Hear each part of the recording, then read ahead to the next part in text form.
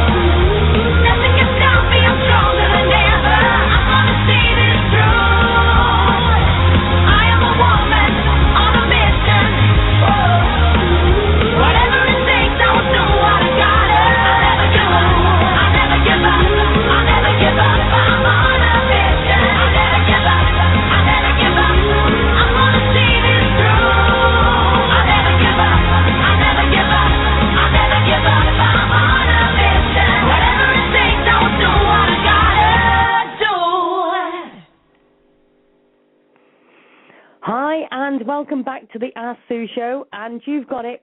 I am a woman on a mission, and I have got to say, with you guys and the show, what a performance we have done tonight. I have been absolutely ecstatic, absolutely buzzing, and ready to rock and roll, as they say, for the next half of the show. Now, of course, I wouldn't be able to have an Ask Sue show without a certain person, and tonight is no exception. It's to mess your days up so that you don't realise if it's Tuesday, Wednesday, Thursday or Friday. Of course, we have to have Howard Epstein on the show. Hi, Howard. How are you doing? Well, now you've really got me. Thanks. Now I'm not going to know what day it is. Now, of course, we've obviously spoke to you just before, and we decided that we wanted to have a few words about a special dog that has actually passed away just recently. And, Howard, I'll pass it over to you. Yeah, I have to say that Herbie really stole the hearts of lots and lots of people all over the world, on Facebook, of course. He was a rock star. And I wanted to bring up a point because we had Doc Rick on the show, and Doc Rick is a police officer, and he took Herbie in. He watched him about 4 days a week, and people have seen the pictures. He nurtured Herbie. He fed him balls. He took care of him. And when Doc was on the show a couple of weeks, he told us that he would not let Herbie suffer, and he kept to his word. And Herbie went to the bridge a couple of days ago, and to all the people out there that supported him, he was just an amazing dog. He showed us courage, and Doc Rick went away for a couple of days, but we certainly want to thank him, Sue. He was such an amazing guy and a police officer who did so much good. like the office is here in LA with Philly. But we just want to tell Doc Rick that our thoughts are with him, and Herbie will certainly be missed, but his memory will go on, and I just hope there's more police officers like that who did what he did. He's just an amazing guy, Doc Rick. We did have him on the show, and maybe we'll rebroadcast the show. I just hope everyone remembers, because he was such a gentle man, Doc Rick, and Herbie certainly stole our hearts. We've seen the pictures all over Facebook. So I just wanted to say a little something. Just an amazing little guy. And also I wanted to just touch upon, folks, the Sue Show is growing and growing. Sue started, she did a lot of shows on Lennox, and as you can see today, she's really peaked. She's having senators on, some very, very special people. But she needs funding to keep the show going, guys, and she does have a PayPal account. I made a small donation today myself. People will inbox Sue. They'll inbox me. Can you get me on the show? Can you share this? Well, it's great. Sue will do it, but she needs help. The phone bills are there's a lot of expenses involved. Whether you give $1, whether you give $100, whatever it is, it adds up. And from the bottom of my heart, I'm asking, this is not Sue, I'm asking if anyone listening can please help her out, because the show is making such a huge difference. It's touched everyone's lives. She doesn't only talk about animals, missing kids. Whatever the subject is, Sue is there, but we need to be there for her. So I'm asking everyone who has listened to the show, a friend of mine, anyone that was involved with Herbie, Patrick, Lennox, any of it, because she has touched so many hearts, and now she needs our help. So I'm asking everyone to please help out. Give up a pack of cigarettes for the week, coffee, drink, whatever it is. But let's come help Sue, because she really needs the assistance, and it's just going to be an investment, guys, because, the show goes on, and more subjects will come on, and more amazing guests like today. So that's my little rant for today. Howard, thank you so much. I really appreciate that. And the thing is, everybody, I was talking to Kathy today, and I was talking to her about where I wanted to go with the show, and I'm always sharing the links and everything else. And guys, I'm not happy. I want to be able to get this show bigger, not for my own ego, not because I want to get out there myself. I want it so everybody says to me, we never get media exposure for the animals, for the abuse, the suffering, the torturing, and all these different things, police shooting dogs. The only way that you guys can get this voice bigger is if you add your friends. People say to me, but my friends might not be interested. Give them a chance. Add them to Ask Sue Show Network. Add them to the Ask Sue Show group on Facebook. Get them to email me or whatever. But I get people that annoy me by sending me just a link to my inbox and think, it's okay. I've sent that link to her, so she'll get it out there, so I don't need to worry anymore. Excuse me, I ain't doing it no more. This is an Ask Sue show, and this is where we are going places. I am sick to death of seeing this abuse. I'm sick to death of seeing all these dogs that are suffering. I'm sick to death of these governments who are not backing up us, the general people. And if us general people want to have a voice, it's right here. But I cannot do this on my own. I need all of you to please share the show. We've had enough of this crap for far too long. I'm sick of seeing dogs that have been suffering, dogs being buried alive. We've had stories of Lennox. We've had Herbie that was saved and unfortunately he's passed, but look at how much he gained. We've had all these other dog stories, but we can make a difference. I'm sick of having shares of different things when a dog's passed, when we get all this RIP, and it's fantastic. The support is fantastic, but why do we do it when the dog has died? Why don't we share this show like as if there's no tomorrow so we can get more listeners and so we can get out there further? I want to be able to do advertising and I want to get it out there, but I can only do it if you guys are behind me 100%. I can't do this on my own. So I'm asking all of you to please, as Howard has just said and I'm saying, please just support me. Don't just say the show was good tonight. Share the links and tell everybody else about it. So thank you very much for your support. Now, Stu, I just wanted to tell you something. I think Kristen was quite amazing. You might have a little competition coming, so watch out. Don't start her off. she would. You're right, Howard. I have got to say to everybody, she's done so much. She's going to go mad at me, but she's done so much about the dogs being shot by police. You can ask her any statistics. You can ask her anything about any information. And she even puts her own personal number out there for people to help her. For people that need help, sorry. But the trouble is there is not enough people calling her to help her. She needs your help. It doesn't matter whether you can send emails, if you can help her run a website, whatever it may be. But let me just tell you that most times Kristen rings most people. As soon as she finds out there is a dog has been shot by the police, she rings that person individually and speaks to them and advises them. So I'm asking all of you, please, to add Kristen on Facebook. Kristen space L space Hoffman, HOFFMANN, and she will be putting her name and Facebook into the chat if I speak to her nicely. So, Howard, thank you very much for calling in. Thank you, my friend.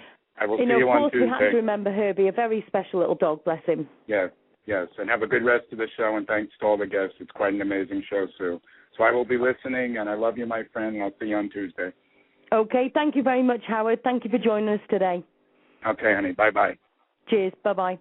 And just following on from that, Kristen, as I told you, as put her in chat, her number is 314-632-6508. So if anybody has had their dog shot by the police, or even if you hear, if you see on Facebook or you hear on the grapevine that a dog's been shot by police, you can either email asksueshow@gmail.com. You can get in touch with me on Facebook. Obviously, I'm in the UK, so it's no good giving my number because it will cost you too much to ring. Or you can ring Kristen on 314-632-6508, and we will help you as the best we can. So with no further ado, let me get my co-host on because obviously I need her. Kristen, hi, how are you doing, love? I'm great, thanks. How are you? I love it. I'm just going to so say, I'm sure you're... between shows, huh? Sorry? You got a little worked up in between shows, huh? Oh, yeah, just little, I just have something little rants. The thing is, we need more exposure, don't we? This is the thing. You're doing your website, I'm doing my shows, but we need them to get out there now. Mm-hmm. Well, and, a lot of that will happen after, we go live with the website and everything. But, again, that'll happen after the marketing firm does their little thing to make everything pretty and do whatever they do. I don't even know what they really do, but I just know that they give you a good image. Exactly. Okay, sir. Right, the dogs woke up, sorry. I was just going to say, I think they're going to be joining the show tonight, bless them. Yeah, I think they need to go upstairs. Right, let's get, we've got Jim and we've got, now I'm going to have to ask, Lady, how do we say it? It's Leedy, but again, I answer to anything, Sue, so it's not a problem. So it's Leedy? Yes. Right, okay. I'll get there. No problem. I think after how much work you've done and how brilliant you've been, we'll call you Lady. I've never been a lady. Oh, we can start with Lady. I'll remember that one. Oh, dear. Right. So let's start off with the second part of the show. I've had enough of ranting, and we've got all the awareness out there, so that's all brilliant. So anyway, let's start with I'm going to say Lady, sod it. Lady, where do you want to start? Is there anything you want to start off with for the beginning of the following show?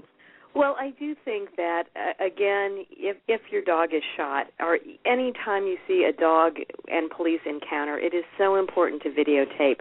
Just use your phone. I mean, it's, even if it's not your dog, it could be used, if something goes awry, you would want somebody to do that for your dog if it had gotten loose. So the videotape is the best evidence.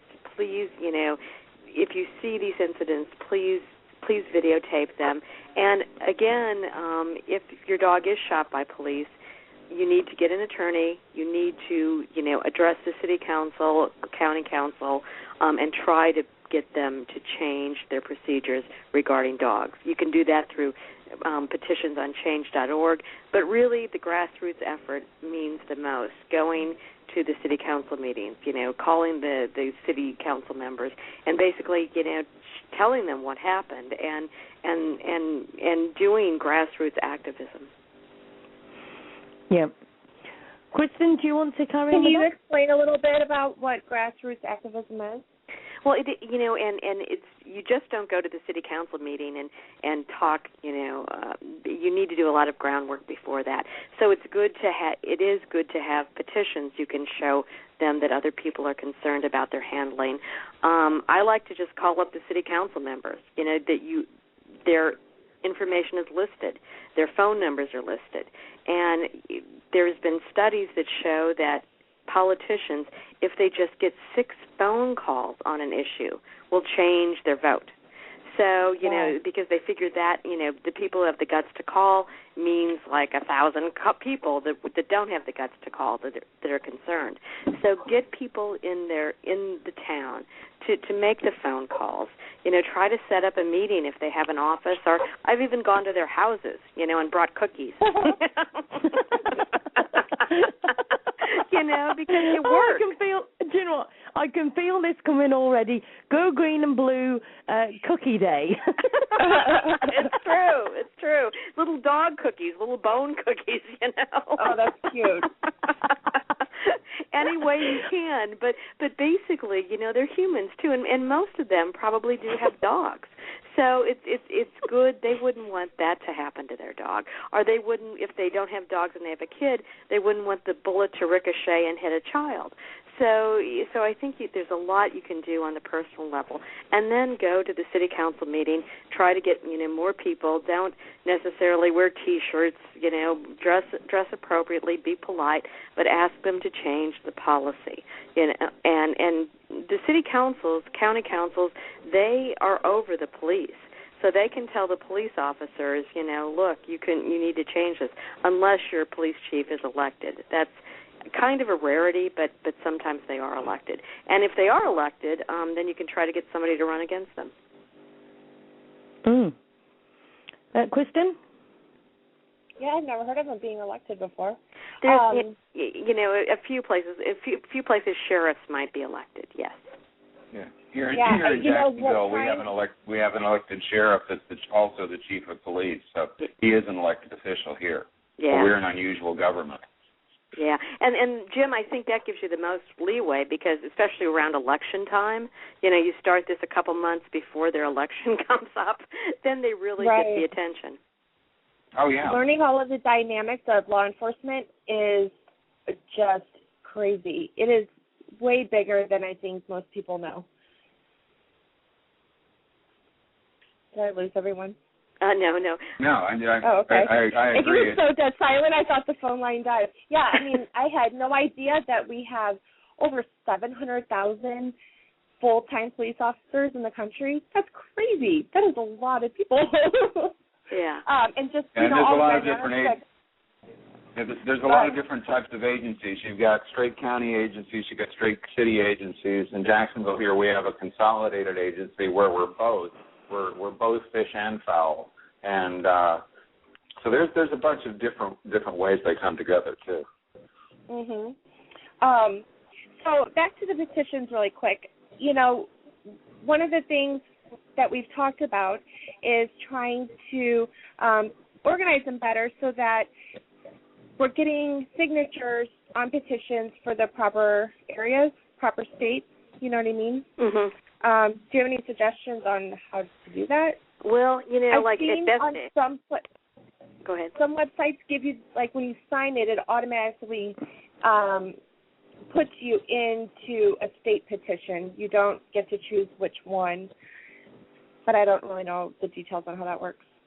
Yeah, no, it just depends on the system. Like on Change.org, they usually allow anybody to sign, but I think there might be a way you can select so only the state goes, the state people go, the state citizens go to that entity.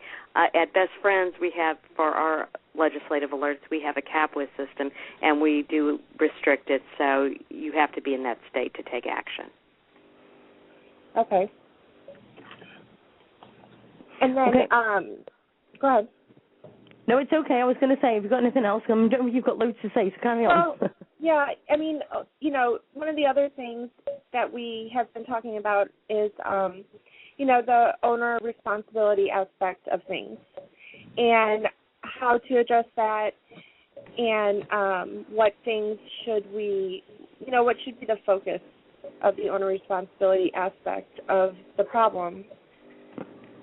Well, Jim will know this, that I love the new ordinances and statutes that are basically reckless owner statutes or problem pet owners ordinances, that basically if you've had a dog that's been deemed dangerous on a couple of occasions, or you're a dog fighter or a dog abuser, you can't own a dog in that city or state again for a number of years, like maybe 5 years, 10 years. Ohio, convicted felons, 3 years after, you can own an unsterilized animal, but you can't own an intact animal for 3 years after you get out of prison. And I love these statutes and ordinances because that's really a lot of the problem. Some people will teach their dog to be mean, and you'll take that dog away, and the authorities will destroy that dog, and they'll just get another dog, and teach it to be mean. So I like putting the onus on the owners and trying to get them to do that. And I think in Hillsborough, I know, has a responsible pet owners class, kind of like a driving class. Like if you had an infraction, if your dog's been running at large, then you have to take this class, which That's something else we've been talking about. Yeah, it kind of makes sense to me. I mean, Jim, do you know of more of those courses? I like them. I know that they're still very rare. For instance, I tried to get one passed here in Jacksonville, where my attitude is if you have if your dog bites somebody and it's a reported bite, for instance, you should be given the opportunity to go to a class. If there's a second bite within a certain period of time, doesn't matter how serious, you should be required to go to that class. Yes. And completion of that class. And it also, especially if you have a dog that has been declared legally dangerous, one of the requirements that should be put on you is you should have to go through such a class, because here in Florida, if you have a declared dangerous dog and the dog ever bites anybody again for any reason, you have the possibility of going to jail, which I think is a good thing. I do. But I think the training class would be even better, because then if the person says, well, I didn't know such or so-and-so, you go, no, here's the test you took at the end of the class when your dog was declared dangerous. You pass the test, you go to jail, and you lose the right to own a dog forever or for 10 years or however many years. The new law we passed last session in Georgia, the Georgia Responsible Pet Owners Act, has a whole bunch of very good provisions. The scary thing is that this year already, and the session hasn't even started, we have several bills that have been filed in the state of Georgia trying to whittle away the good that we achieved last year. So it's not something where you can pass something and relax and figure you got it fixed. You've got to stay on it. No, it's true. It's true. And Ohio was the only state in the union that had a breed discriminatory provision, and we were able to get that repealed last year, and basically have a nuisance dog, dangerous dog, vicious dog category in that, with due process protections for dog owners. But we do have, as part of that law, a provision that's similar to the provision in Illinois, that convicted felons can own any breed of dog they want when they get out, but it can't have its balls. It has to be neutered. Right. Part of the Georgia law was that if the dog is declared dangerous, a person convicted of any violent felony, including dog fighting and animal abuse, is not allowed to live in the same household as that dog. Yeah. Which I think is, and that came up, post yesterday online. Proscribing or prohibiting animals from living in households with people who have violent crimes, and I think we need to turn it around and put, again, the responsibility, like you and I talk about all the time, on the humans. Say, if the dog lives in the house and you're convicted of a violent felony, you can't live in the household with the dog. Not that the dog can't live there. You can't live in the household with a pet. Yeah, and in Illinois with the provision, they had me train all the Illinois parole agents, and it's part of the paperwork now when a convicted felon of a forcible felony, dog fighting, vicious dog, whatever, gets out of jail. They basically, before they are allowed to go on parole and live in a house, one of the questions is, do you have a dog, and is it, if so, is it sterilized? If it isn't sterilized, then, they can't live there, or else they have to get the dog sterilized. Yeah, and that's a great provision.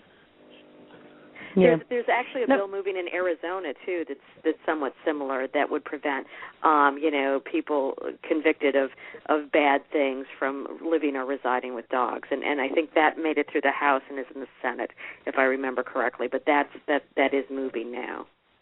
Yeah, and part of that has to do with that link between human violence and animal violence. Yes. If a person is violent towards a human, they're very likely to be violent towards an animal. And if you have violence on an animal, we now teach animal control officers to start looking for the signs of spouse or child abuse, because if there's one kind of violence, it's so often linked with another, as Lady U with both the A and with Best Friends have done so much work on. Yeah, and the one study that I love from Ohio showed that the zip codes with the most dog bites are also the ones with the most incidents of domestic violence. So the dogs could be protecting the person, or the dogs could be abused themselves. So I just thought that was a very, very interesting correlation. Can you send me that study? Actually, Leslie Ashworth gave it to me, and I don't know if I can find it, but if not, she's in Ohio and she can get it to you. She's great. Okay, great. Thanks. Yeah. Sure. No, do you know what, I think I've spoken to you about this, Jim, before. I mean, obviously, during the Lennox situation, we're going a little bit off course here, and I'll fetch you back in a minute, but, I was talking to a lot of people, and they were saying about BSL laws, and people were saying, but we need to end BSL laws. And I'm like, hold a minute, it's a law. We have a job to get these laws in place. What we want is it is. And let's face it, the government is not just going to say, we'll just delete the BSL law. Give it a rest. They're not just going to do that. And if they did, let's face it, it would be quite a stressful place, to say the least. So I was sitting there thinking, right, how can we change this? We need something that's going to be an umbrella, literally, to change loads of different things, because the government is in charge of so many things, and actually, if we spoke to the government and they would actually listen, yeah, right, but if they would actually listen, we need something that's going to change the umbrella for all of this abuse, okay? So what I said was, why instead of having BSL, can't we have OSL? Which would be owner-specific legislation. Perfect. And it would be the same as a person owning a car. So we would have it where every single dog would have a license, every single dog would be MOT'd every single year by a vet, they would all be microchipped, they would all be insured. And if they put insurance, it would be cheaper for them if they were neutered. Because let's face it, most of the time, if they're not neutered, one, they're either being stupid, or two, it's because they're breeding, which they're making money. So why should they have cheaper insurance and cheaper licenses if they're in fact making money out of the dogs or whatever? And this is something, again, you and I have spoken about this, and Lady and I have talked about this a bunch of times, I've mentioned it with Kristen, is that instead of BSL, you need behavior-based, progressive laws. Behavior-based in that it can apply to any dog, and that any dog can be declared dangerous, and that any owner is held responsible for that dog. But it's also progressive in the fact that you start with a reasonable level of correction, whether it's a warning or education or whatever, but then you step it up quite quickly so that those irresponsible people are held responsible for what their animals are doing rather than just simply addressing the dog. Because it's like, I know you have it in Britain and we see it here, you get somebody, for instance, even these dog fighters, you get them, we take away all their dogs, we deal with the dogs, try and find them places, rehabilitate them, and while we're busting our butts fixing this bunch of dogs, they've just They've just gone out and loaded up with another group of dogs. Exactly. Absolutely. And until they break the law again, we can't retroactively go back and take the new bunch. I worked a fatal in West Virginia where there were puppies on the ground, and the puppies hadn't done anything. The father had killed a 2-year-old child, and with these sick suckers, those puppies went for a premium because their father had killed a child. And, that's a situation where we should have been able to do something preemptive, but then also the people who owned the dog that killed the child should have not been allowed to have kept or owned any other animals because we made the case and the man went to prison because of his reckless behavior with that dog. Well, and, and that's why in Ohio, when they got rid of their breed discriminatory provision, they enacted, good categories regarding nuisance, dangerous, and vicious dogs, and then, a somewhat watered-down reckless owner provision regarding convicted felons. But I think that's where we are heading, is that reckless owners should not be allowed to own any dog. Responsible owners should be allowed to own whatever breed they choose. Yeah. Now, the other thing is, and this has been chucked at me a few times, now, obviously, accidents happen because dogs do get out, they break a fence or something happened, the wind blew or whatever, jumped their fence down. But the thing is, these dogs are like 1-year-old kids. We would not leave our front door open or our back gate open for our 1-year-old child to come out. So, but then you get the people that say, oh, but it got out or whatever. But there's got to be some sort of responsibility for this. Now, okay, we're saying that the police are shooting the dogs. You're right. There is times when it shouldn't happen. But then surely a little bit of responsibility has got to be put on these people that have got their dogs out. You do have people have dogs off leads and they say, oh, but it never leaves my side. Nobody can be 100% guaranteed without no shadow of a doubt that their dog isn't going to see a cat and run after it, or it might smell the butcher's sausages or whatever else it may be, that it's not going to run off. No, and you've got to hold people responsible there. The ordinance that I had put in the county I was in, I liked, and I'm sure there's people who probably didn't, but what our rule was, okay, anybody can have their dog run loose and get away. So the first time your dog was reported and we could document your dog was running at large for whatever, we actually went and said, Sue, Sparky's gotten loose again, and we made sure Sparky got home, and we said, look, don't let Sparky run loose. The second time we had the same problem within a specific period of time, you got a ticket. The third time Sparky was loose within a reasonable time period, and it's like 6 months. The third time Sparky got loose, Sparky was now, technically I could seize Sparky and find Sparky a new home because you're not paying attention. It's very similar. Bill Bruce up in Calgary, Alberta, has had a very successful program with animal control for years and years, and it's similar to what his program is. I said ours was anybody's dog can get loose. They can even get loose a couple of times, and we're going to give you a little bit of a smack. But if you're a repeated person that's irresponsible enough to expose your dog to the dangers of running loose, then you don't need to be owning this dog, and we're going to find it another home. Yeah, in Illinois we got a law passed that if your dog is running at large, before you get it back, it has to be microchipped. Second time it's running at large, it has to be sterilized, or you don't get it back. So at least,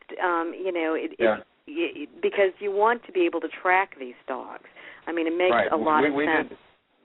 We did the microchip for the first time so we could verify that it was the same dog, and the third time we took the dog. And in the time I was there, I only had to threaten 2 people, and we only had to seize 1 animal because everybody went, oh, my God, they can take Sparky. And that got their attention. And, yes, the dog we seized was readopted to another family, and we never saw it again. Yep. Do you know what? Saying that, I think that's a fantastic idea, because I'm thinking in the UK, I mean, when I'm saying about the OSL and all this, and I was saying about maybe we could have points on the license. So if the dog got up once, they'd lose 3 points, and they had 12 points to start off with. If your dog bites something or whatever, then that would be another thing. But what you're saying, like when they get out and stuff, and I've just lost my train of thought totally, but let's just go back to the 12 points. Firstly, it's like it can be 3 points if they first get out. Second time is another 3 points, and all that sort of thing. But I think, like you say in the UK, if the dog warden picks them up, they get a charge, and people do whinge because they get charged for the dog being picked up. Well, it shouldn't have been out. Second thing is, what a fantastic idea. If they had to have that fine that incorporated with that, their dog was neutered. Fantastic idea. Mm-hmm. Yeah, and like I said, it goes back to holding the right end of the leash responsible with those people. And one of the things I love about Calgary, if you have a licensed dog in Calgary and he's picked up, they immediately identify it. They call you and say, Sue, we got Sparky. Are you at home? Oh, no, you're not at home. You're at work. Okay. Mr. Jones next door is your other contact. We're going to bring Sparky back to you. And they bring him back, and they give you some educational materials and say, Sue, this is not safe for Sparky. You need to do this and this.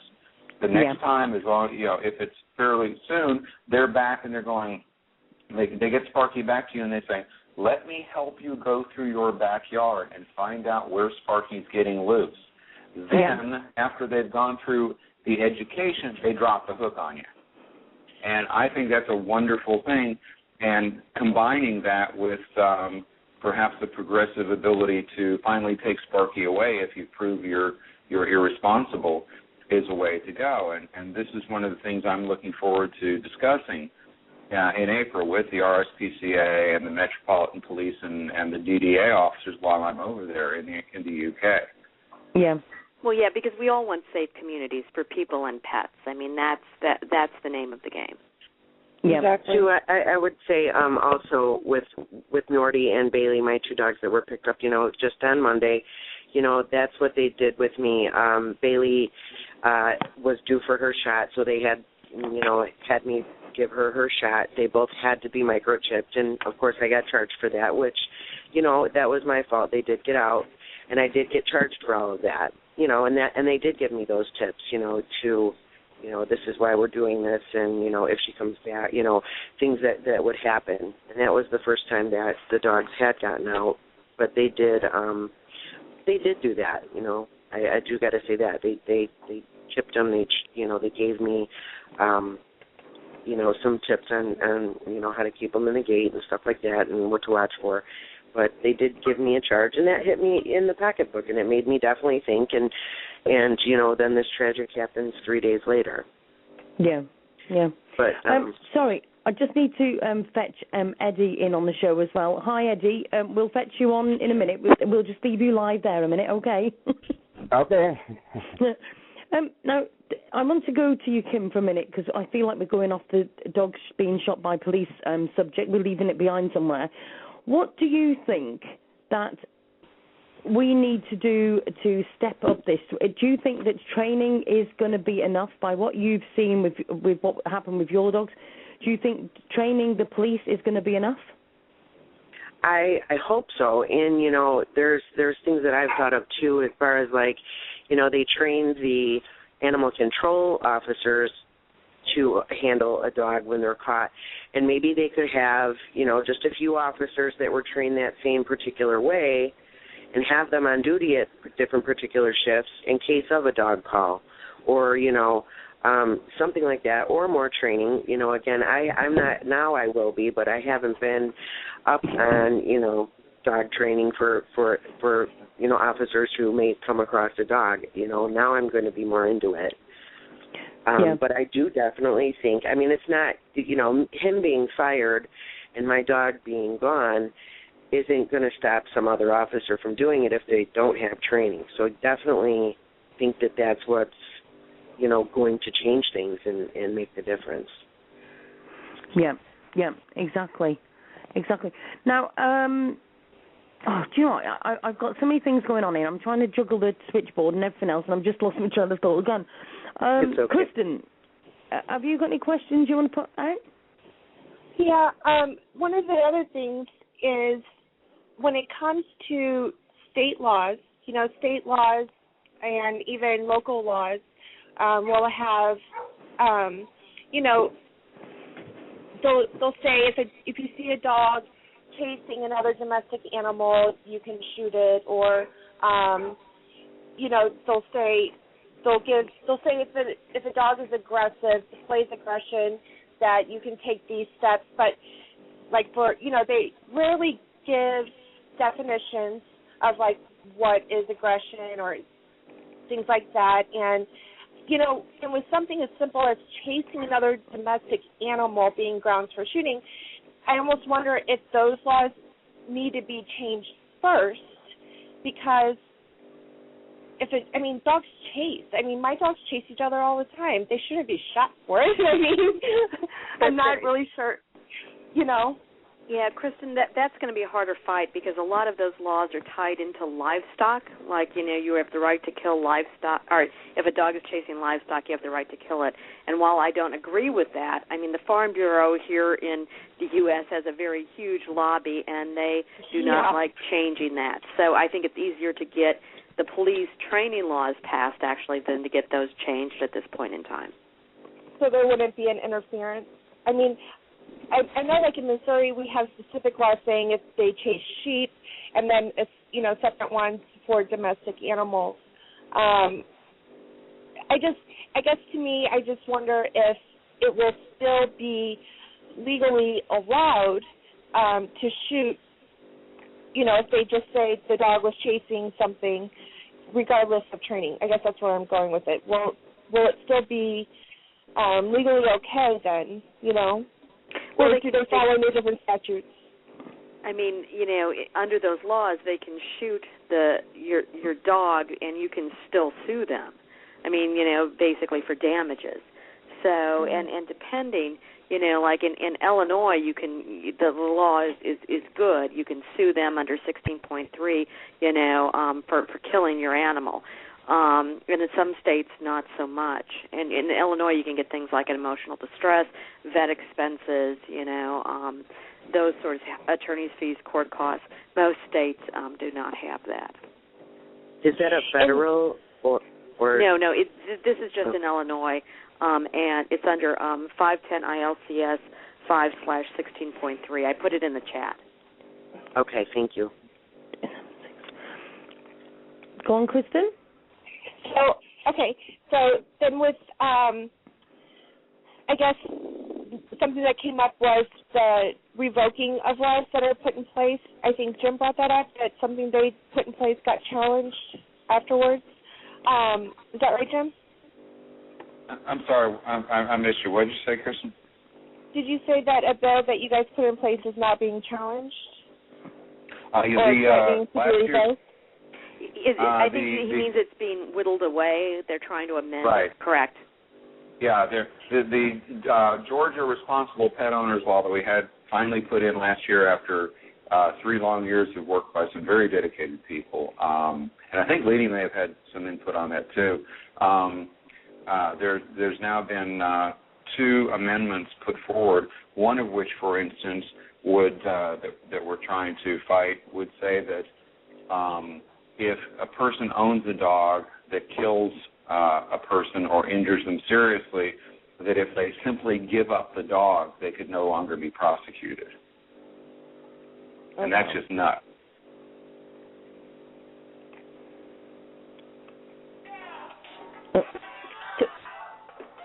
Okay, so carry on. Okay, so then I guess then the best way to go would be addressing the training boards, because then you don't have to worry about the laws getting revoked later on, right? Yeah, well, addressing the training board would be critical, but then the reason for mentioning that was just as a caveat to everybody that just because you get something passed this year, you can't relax, because next year some fool is liable to come along trying to knock the pieces off of what you've accomplished. to get it back to whatever baseline you may have started at, or even worse. Yeah. Okay. Yeah, and in the legislation, it's always in flux. So, like we got a very good provision passed in Illinois that cities cannot enact breed discriminatory laws. And then there was a horrible incident, and there were 5 bills filed that would have banned like 12 breeds of dogs in the state of Illinois. It was crazy, and so we were able to get the Convicted Felons Can Own and Sterilized Dogs bill passed. Basically because we were able to convince them that this was indeed the problem. So basically, a lot of times, even though there might be some horrible things out there, if you can mobilize people and try to get them to pass a reckless owner bill, our convicted felons bill, that that is very, very helpful. Okay. Go on, Kirsten. I know you're dying. Carry on. You're on the roll. So carry on. Well, now my brain is starting to spin because I'm thinking long term and I'm starting to make new plans already. Let me think. I guess another thing would be accountability, and because we don't want to just we don't really want to just stop at the training. One of the other things would be, in the future, how would police officers be held accountable for actually, I think Eddie's probably going to want to say something about this. But, how would they be held accountable? What would the oversight be in determining on a case-by-case basis? Does something else need to be, how do you ensure that the oversight is adequate when assessing the cases, I guess is where I'm going. Sometimes I don't even think they really do an investigation. I think they just read the reports and say, okay, it's justified. Because it's just so ridiculous sometimes that there's got to be something else. But I wouldn't even know where to begin, really. But you would think that at least after training there would be the option to hold them accountable, right? Yeah, you pretty much, like Lady said, you should definitely get an attorney to look after your interests. And if it's a department that's really bona fidely on board with correcting problems, then having the training in there and making it clear what the officers are supposed to do is actually going to make it easier, like one person was saying, for the department to go, we've been trying to get rid of this guy. Now we have a way to blast him out of here and move those bad eggs along. Well, for instance, in Maryland, anytime... It's going to be the outside legal system, just like it is with anything else, whether it's arrests or civil rights cases or whatever, that's ultimately going to have to hold police departments responsible and make sure they're doing their jobs. Okay, so in Maryland, after the mayor's dogs were shot by police, after I think it took 2 years of time in court, but they got it passed so that each shooting, anytime a dog is shot by a police officer, it has to be reviewed by the governor. To review if, for accuracy and things of that nature. I don't know what criteria they use in that evaluation. But I guess I'm curious about it, how he did it, I guess, and how to enforce something like that, and what is the likelihood? Is that a really hard fight? Is it a good idea? What do you think? Is it even a good idea? What do you think, Lady? Is Lady there? Good question. I'm sorry, I was on mute. What do you think about accountability mechanisms, Lady? What's your idea? I do think that reviews are very good. I do think police departments rubber stamp it. So if you had an independent, body doing the review, an impartial counsel, so to speak, that would make sense to me. And I think that's what you want. I still think, you don't want to give up your right to sue, obviously, and to ask for other things, but I do think any sort of review is good. Right now, what I'm seeing is what you're seeing, Kristen, is that they rubber stamp him. It's like, oh, well, he felt threatened, so he could blow the dog away. And that's just bull. I mean, it just, granted, that's kind of where they think they are now, but I think they're starting to wake up that they can blow the dog away, but they are going to get their department sued and maybe sued personally. Yeah, and by always saying that they felt threatened, they were in fear for their lives, and then you look at these annual discharge weapons reports that show dogs were the number one target of lethal force, well, that draws the conclusion that dogs are the number one threat to the safety of law enforcement officers in the United States, which we all know is ridiculous because we have gangs running around with guns and, whatnot. And I don't know if maybe they don't understand the perception that gives when your number one target are dogs. And I do think it is changing because our relationship with dogs has changed. Our relationship with pets has changed.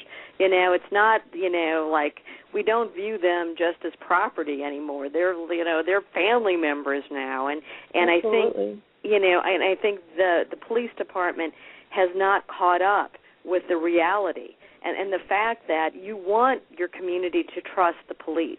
They want the trust. They want you to call if, you see a bad guy. They want, you to rat out somebody if they're dealing drugs in your neighborhood. And the fact that if they shoot your dog, it is going to undermine any trust that you have in the police department.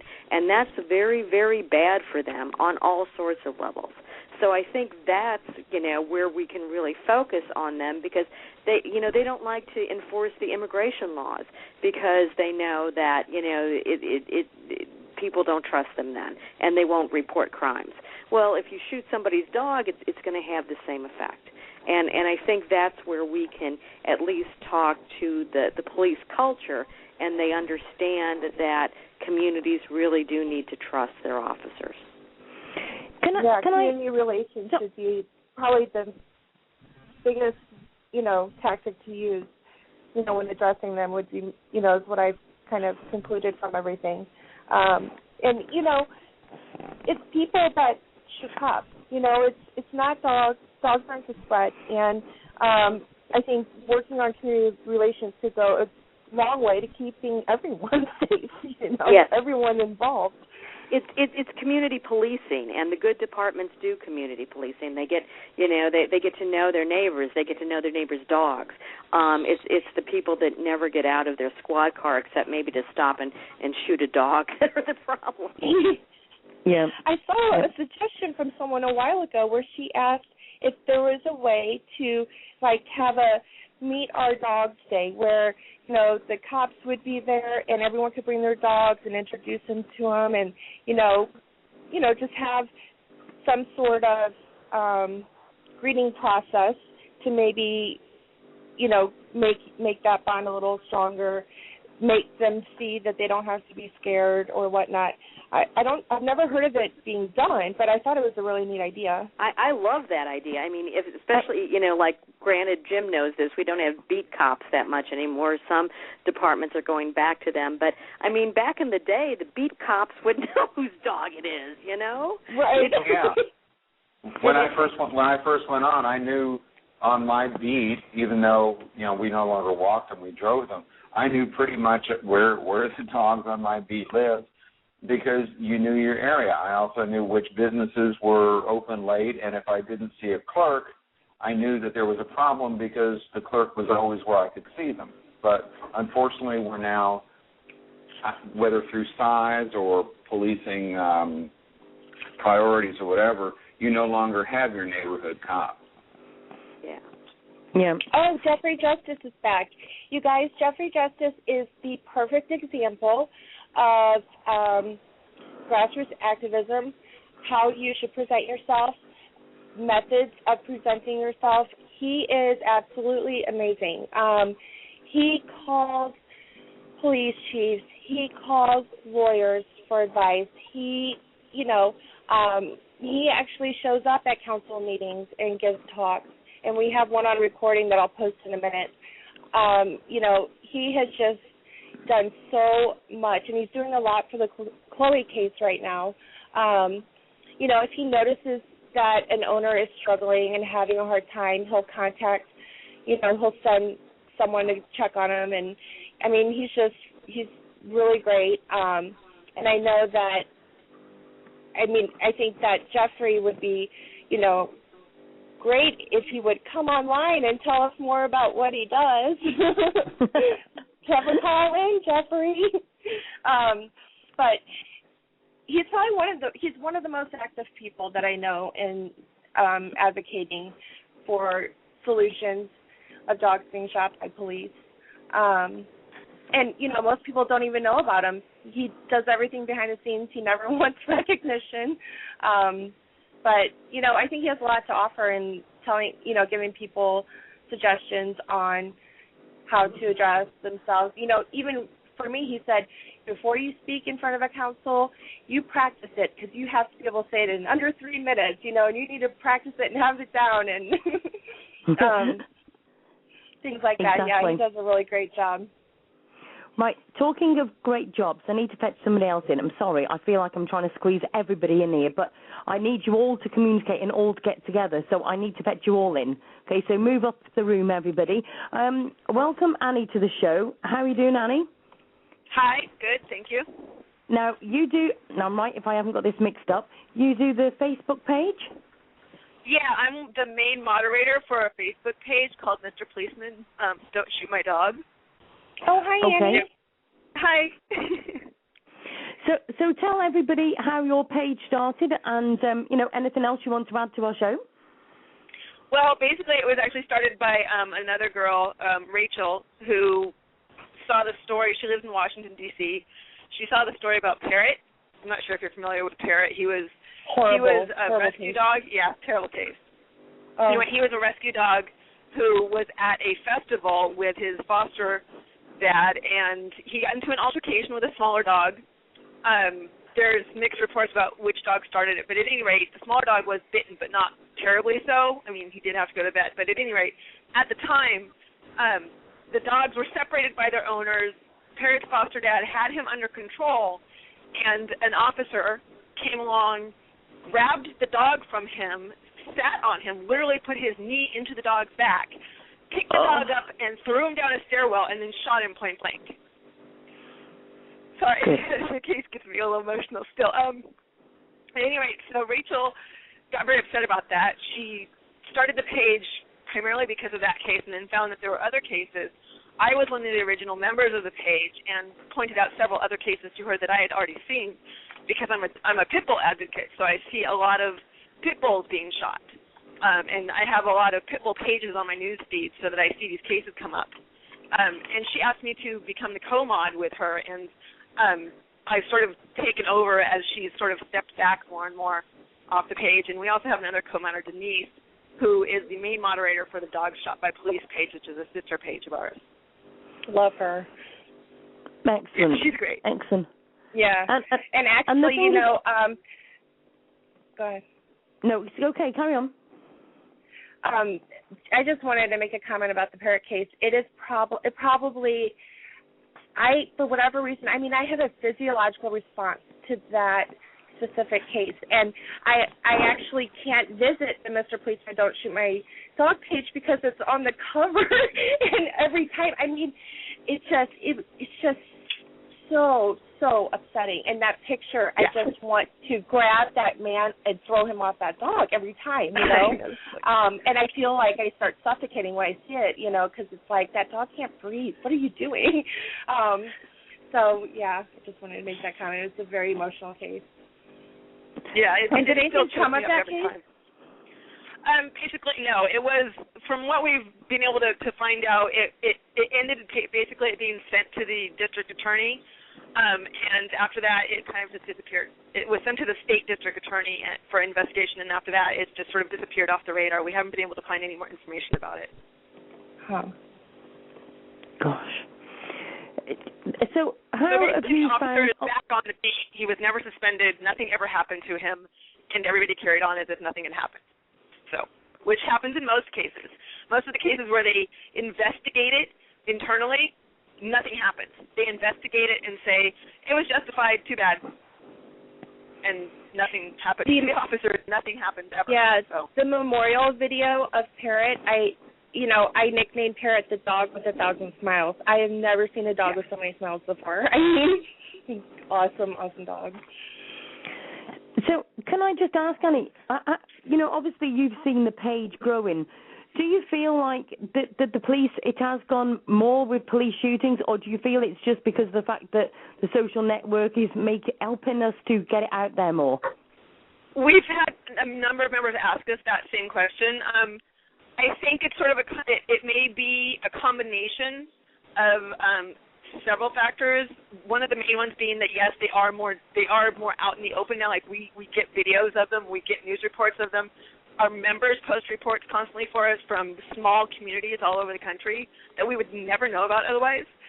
So a lot of it is that the social networking framework and the internet has made these cases much more visible and easy to track and find. I think that also the whole one of the things that I refer to is that a lot of dogs are shot for being pit bull, whether they're a pit bull or not. They're shot because they were a pit bull. We see cases over and over and over again where an officer says, it was a pit bull, so I shot it. There was a case of a border collie who was actually one of the people who got some of the Fort Worth or some of the Texas policy changes made. Her dog, Lily, is a border collie and was shot because the officer said, I thought it was a pit bull. That was in the news report that we had on our page. I thought it was a pit bull, and he shot her dog, who was a border collie. So I think part of the problem is because there's so much negative stereotyping about pit bulls and large breed dogs like Rottweilers and other Mastiff breeds, that they are shot almost on sight merely because of their appearance. Yeah. So the media frenzy over pit bull attacks, I think, feeds into the fears the officers already have about dogs. Yeah, and we need to teach officers that all dogs are individuals, and they need to be judged on their own character. And but you're right. It is like it's open season on pit bull terriers. And however, we just had We just had a case posted yesterday that an 18-pound rat terrier was shot by a U.S. Marshal as he came home at night, late at night, got out of his car, and the dog came out from a bush. His neighbor's dog, in an apartment complex, came out from a bush, an 18-pound rat terrier, barked at him, and he shot it. I mean, it's an 18-pound terrier. Yes, they're annoying, but are you really in fear for your life that you need to use a gun on the dog? Yeah. It's ludicrous. It's, but people do think that it's, just because they see a pit bull, because of all the media bias involved regarding pit bull terriers, that it's really, really tragic. Exactly. But the thing is, I must admit that I had, my head's just gone, ultimate Chief Shepherd on the show, and I must admit I called him out on the show because his words were, as far as I was concerned, and when I was listening to the show, listening to him talking on the show, that he was discriminating pit bulls. You cannot, that's like me saying, well, I'm sorry, Kristen, you spoke in a certain way, so I'm going to shoot you. Yeah. Okay, you walked to me in a certain way, so I'm going to shoot you. You called me something, so I'm going to shoot you. That's as ridiculous as what they're saying. You can't just look at a dog and say, well, it's a pit bull, I'll shoot you. No. Okay, it's a Staffordshire Bull Terrier, so it must be dangerous. That's never right. Yeah, well, it's basically dog racism is what it is. Exactly. It's breedism completely. Yeah, and again, when they call it breed-specific legislation, there is nothing specific about it. I mean, the studies show that they are wrong in 75% of the case of guessing a dog's heritage. So, so I'm sorry. Veterinarians, even a vet can't identify a pit bull on sight most of the time, Exactly, and it doesn't matter. I mean, all dogs, like all people, are individuals, and it's just ridiculous. Yeah. Exactly. And it really is. Earlier on your show, you were talking about, I love Jim who does the training course, and I would love to get some information about his course. I've been thinking about trying to get courses similar to that started here, even if I have to do it myself. For our local police in Long Beach, we've had a couple of dog shootings here and there, but thankfully most of our officers seem to be fairly level-headed in this city most of the time. I've actually spoken to a couple of them while I'm walking dogs, which is what I do for a living, and talked to them about this issue. And because they were senior officers and tended to be a little bit more laid back and were dog lovers, you know, they expressed the opinion that it tends to be the more rookie officers who are quicker to draw their gun in any situation, most especially with dogs. So I love that Jim is talking about, you know, teaching the officers with a dog what dog behavior looks like, what dog communication looks like, because I teach that to people every day. I teach it to, you know, little kids who come running up to the dogs I'm walking. Like, whoa, this is how you do it. This is how you safely approach a dog. I've taught it to my clients so that their kids don't get bit by their dog because they're hugging the dog and the dog is trying to give them signals to back away. Yeah. You know, just basic dog language will tell you everything you need to know about what that dog is thinking and what it may or may not want to do to you right now. Dogs will tell you very clearly before they bite you that I feel like biting you right now, you know? Yeah. And you do with your body language. Yeah, I can back that up completely because, you know, I've handled, 34 dogs now that have killed human beings, and people say, oh, the dog just went off. It didn't give me signals. I'm sorry. I'm seeing perfectly clear signals, and the dog and I are having a perfect conversation here. There's no problem. Yeah, I've seen that story so many times in the pitbull media, you know, news stories, and I'm like, that's crap. A dog always gives you signals ahead of time. Your problem is that you're not listening to what he's saying. There is not a single dog on this planet that doesn't, unless it has some sort of neurological defect, that just suddenly snaps and turns on its owner. That doesn't happen. But it does. Every once in a while, you've got the Jeffrey Dahmers and the John Wayne Gacy's of the dog world, and I've seen a couple of them. But still, their body language is wrong. Yeah, their body language. Sorry, I was working at a vet for several years, and I've seen a couple dogs who literally had actual neurological issues that caused them to just literally randomly lash out and rage into rage. Twice in my 20-plus years of working with dogs have I seen dogs that had neurological problems that caused that. Otherwise, they will tell you.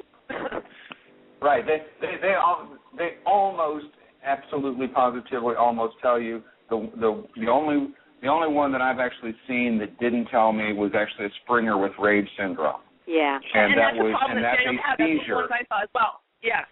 Yeah, that's a seizure in the aggression center. Right. Yeah, exactly. But it's often caused by certain medications. So. Right, but I'll agree with you that even though the communication may be subtle and may be very quick, if you know what you're looking for, it's there. Yeah, and that's the problem. We need to teach police officers to look for the communication, but not just to read the dog's body language communication, but to use their own body language to communicate to the dog. You know, as one of the Jims was saying earlier when he was an animal control officer, he's walked right up to a dog that 6 officers were on their cars terrified of, and he walked up and put a leash on it because he understood how to talk to that dog. Right, exactly. That's how I can put hands on dogs that have killed human beings and everybody else. I've literally had people, when I had handled the dogs up in Philadelphia that were implicated in a killing, I'm walking the dog through a kennel on a leash, and he's fine with me, and kennel workers, are jumping into closed, empty kennels and slamming the doors to stay away from the dogs. They're so afraid. I didn't have a problem. I took him out. We had a great time, and he actually got out. I actually took him out in the play yard, and we played for the first time he'd ever been in the sunshine in a year. Yeah. So, the communication is vital there. It is. Yeah. It is. And dog-related fatalities are such a rarity. I mean, they really are. You know, compared to, we have 72 million dogs in the United States, and there's like about 30 fatalities every year. I mean, that's actually, you know, the relationship is one that is working. We have to remember that. Yes. Yeah. And it's worked for 60,000 years. Yep. Yeah. Exactly. Dogs are the first domesticated animal. They've been with us almost since the start of human history. Do you know what? Can I just also say, I mean, I have to speak about my miracle on every single show because she's a Rottweiler. She was rescued at 14 weeks old, weighing under 4 kilos, right? And I hadn't had a Rottie before, and me and her have learned together different things. And I also want to say that each dog is individual because all different dogs have different traits. Now, with my Rottie, she's obviously was abused. She was underfed and everything. She got very spoiled.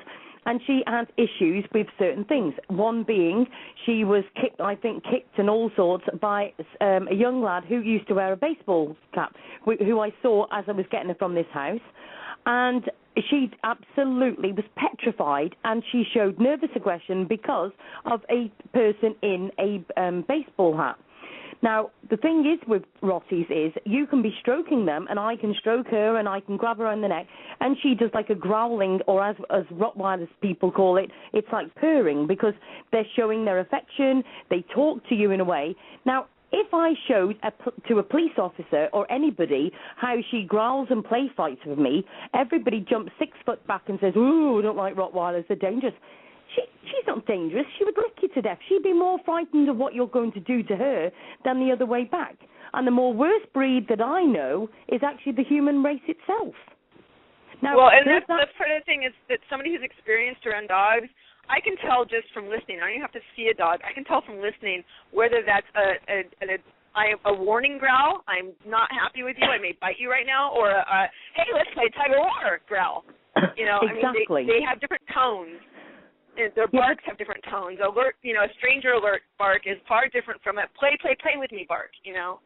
Exactly. And then I've got another dog called Nervous, which obviously he was nervous. Even from a pup, he was nervous. And people laugh, you know, they question me because I've got 4 children. Nervous is always been nervous. You can't step over him. You have to walk around him. If you go to step over him, he jumps 6,000 feet and you trip over him. So you always have to walk around him. It's a respect thing. Now, I've brought my kids up that they respect the dogs respect them. They're on a level, okay? My dogs have Nervous will growl, but it's a sign saying, excuse me, I don't quite like that right now. I don't go and say, hey, whoa, you don't do that. No, that's my dog telling my kids, excuse me, but I don't like that right now. My kids know. And that's what a growl is. Too many people, especially officers, you know, a dog barks or growls at them, and they immediately assume that the dog is literally about to rip their throat out. Hey. However, a growl and a bark is a warning. It's telling you, I don't like you, you're scaring me, you're freaking me out, could you please back away from me now? Now, the funny part is, when Nervous growls at my kids, I don't tell the dog off for growling, I tell my kids off because what are they doing to the dog? Well, and that's the thing, that your dog is doing what he's supposed to. He's growling. He's giving them a warning. He's saying, hey, hey, don't like it. Stop. Exactly. Stop doing what you're doing. Don't like it. Which is very polite in dog language. A growl is saying, I'm letting you know that I don't like this before I have to take further measures. I'm just going to say that my kids aren't nasty to the dog. It could be that maybe they're sat in the chair and Nervous was already on the chair and they just were sitting too close to him and he doesn't like it. It's not, my kids are animal lovers, they're animal advocates and everything. It's not the fact that they're being nasty to him in any way. My kids would be mortified. Do you know what I mean? So it's just that they love them very much, but obviously Nervous is just nervous and he's been like this from a pup. I didn't rehome him purposely because I knew nobody else could understand him. But it's like we've said, there's so many different traits of different dogs. You can tell by their eyes, the way they look at you sometimes. It can be how they hold their head in a certain way and look at you, or they look away from you. But a lot of this is common sense. It's not that you need training. A lot of it's common sense. Well, it's common sense if you're familiar with dogs. Unfortunately, a lot of people aren't familiar with dogs and how, even people who own dogs. I have clients who own their dogs who haven't got a clue what their dog is saying, and I'm explaining to them, this is what your dog's trying to tell you.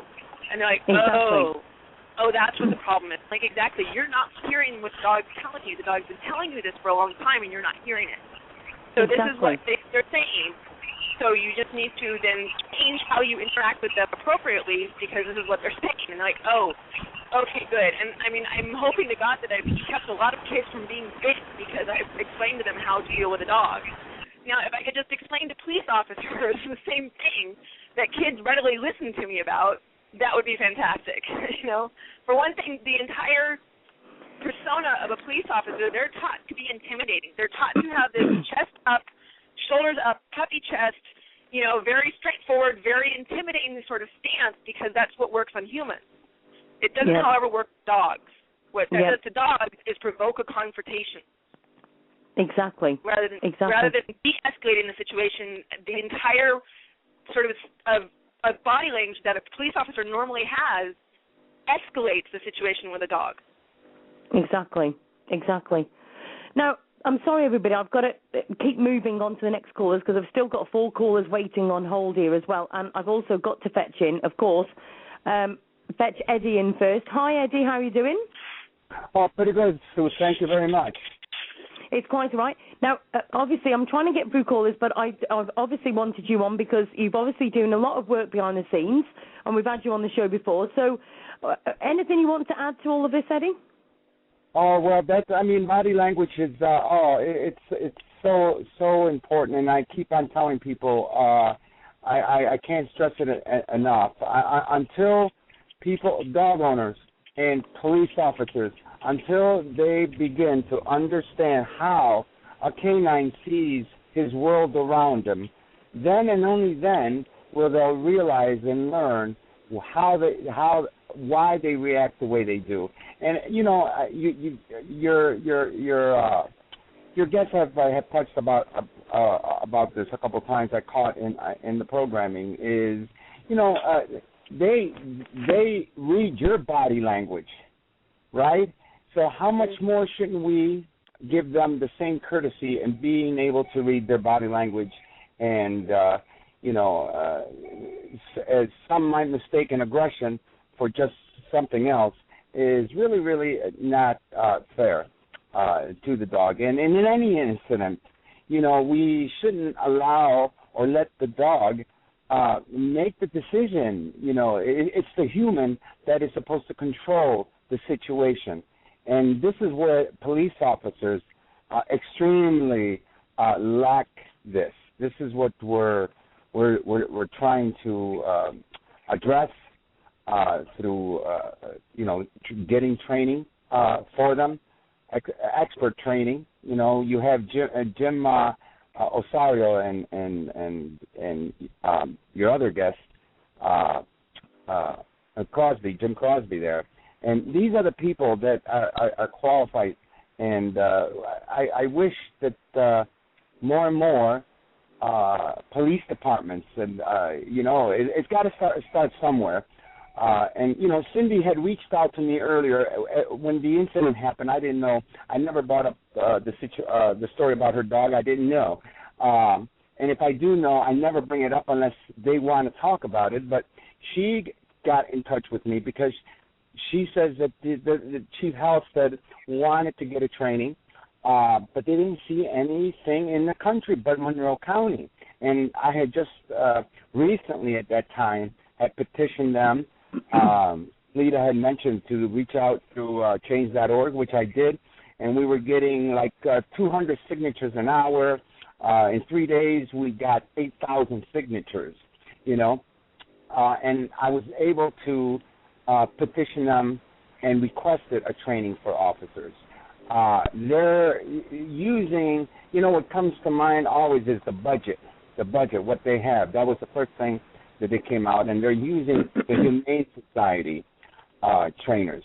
But it's got to be more than that. It's got to be in that training, the presentation live, because you do more in that type of training aspect than if you were the video. Video has its right in its own content, But it can't be just a video training or written documentation training. It's got to be a comprehensive 8 hour. As a matter, after all, you're trusting your safety and your pet's your property to an officer that has a gun. So 8 hours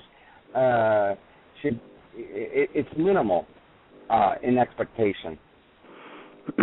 Exactly. Yeah, I really agree that the training that they have, a 2-hour course is a start, but I don't think that it's as you were saying, fully comprehensive enough to really get officers to understand that not only how a dog is communicating to them, but how to communicate back to the dog in order to diffuse the situation and be able to handle the dog without having to use lethal force. I mean, most of the time, really, you can deal with a dog without even having to get to pepper spray, but certainly you have far more tools than a gun at your disposal. You know, it really shouldn't have to get to lethal force. Exactly. That should be the first resort. That should be the absolute last resort. And there are so many other steps that can be taken between that. And I don't think that a couple hours of, you know, showing pictures or reading a book is really going to get across to officers, you know, that this is how dogs communicate and this is how you need to communicate back to them. And these are the tools that you can use in order to handle the situation without lethal force. Exactly. And you know what? Lita had mentioned something. As by the way, if she's still on, immediately after I got that information from one of our members in the group, Canine Partners in Monroe County. We're on Facebook, and she was from Australia, and she says, Eddie, here, I know you're going to like this. And I got this information from Australia, okay, and I noticed Lita's name on there. I immediately sent that to the sheriff's department, okay. So and he had something to begin with. He didn't get back with me on this, but I'm going to deliver a hard copy, you know, because that says that what hit me immediately was about the explanation of the bite inhibition. You know, dogs, their mouths, they're like human fingers. They use it for everything, to pick things up and everything.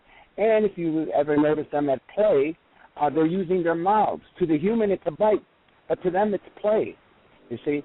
So until we learn these things from the perspective of a dog, you know, of course, then you can modify behaviors. There's always room for modification because every dog needs training. From puppyhood to adulthood, they all need training. That's the canine.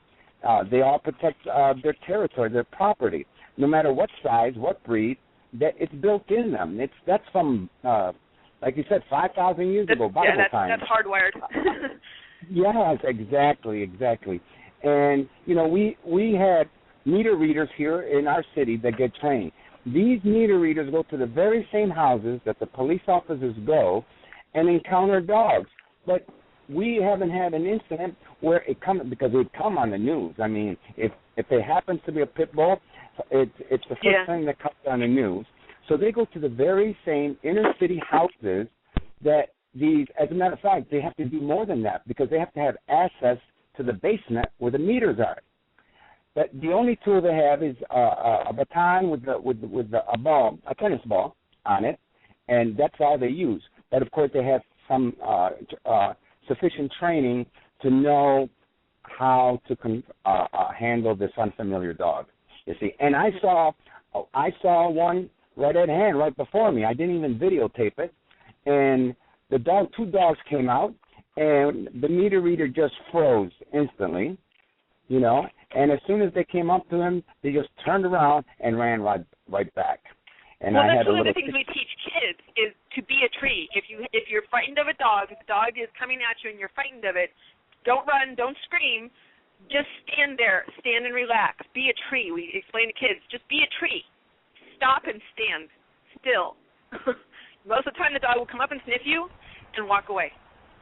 Exactly, because they go after moving objects, anything that's moving, emotion, noise, and that's where a police officer, they can't even use that tone of voice they use to apprehend criminals and suspects. With a dog, it's different. That tone of voice has to be totally different, so you'd be able to have a little bit more control over the dog. And like the senator said, if he uses the same type of voice tone that he used today, I can see why the dogs would react to his tone of voice. You see what I mean? Exactly. Now, I'm sorry to interrupt. I've got another 4 people waiting online, and I haven't even asked who they are. So I'm just going to bring them straight in because I know we've only got 36 minutes left of the show. So let's just see who else we've got on to come in. Area code 214. Hi, welcome to the show.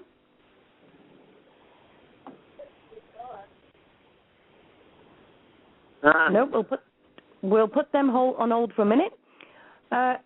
Area code 253. Hi, welcome to the show. Hi. My name is Hello. Cindy. Who have we got on the line? My name is Cindy. Hi, Cindy. How are you doing? I'm doing pretty good. I've been involved with the Rosie case, and I agree with everything that you've been saying about the behavior. My concern is that some of the municipal code includes things such as far as declaring a dog as dangerous. They include things such as jumping up on them, play behavior, like if they were to nip somebody, even if it was in play, or mouthing, accidentally, that type of thing. Is there, somewhere that you can go to eliminate that type of language from being part of a dog being declared as dangerous? This is Leedy, and you can basically try to get it amended either on your, if you're talking about the Rosie case, I think you're talking about either a city or county ordinance. You can try, to lobby to get that changed.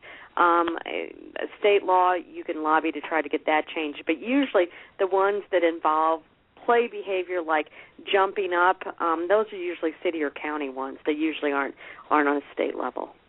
Exactly. It's a city municipal code. Yeah. So I would lobby your city council. I would set up meetings with your city council and go, look, this is ridiculous. This is, if a dog jumps on somebody in play and doesn't, that shouldn't be counted as a dangerous dog. It should be bites. And Jim, you can get into the levels of bites, the different levels there are. I mean, some ordinances I think even will spell out the different bite levels that they have to be, but that's a rarity. But yeah, I would try to work with your city council to get it changed, and for Rosie, basically. Right. And in Rosie's case, you have a lot of community support. Use that. Take all those people to the city council meetings in order to get those changes made. I know you. Right. And congratulations, by the way, on the verdict on that one. But yeah, just use the community support. Like, that's what we tell everybody who comes to our page who's had this problem. Like, go to the media, get your community together, and hit those city council meetings every time in mass. And that's what happens. Even before the city council meetings, you want the phone calls coming, polite phone calls to them, because that will make the most difference. You have to do the groundwork before you go to the meeting. Right. Yeah. We had done that with Rosie. We attended the meetings, that type of thing. Of course, what you're told and what happens is different.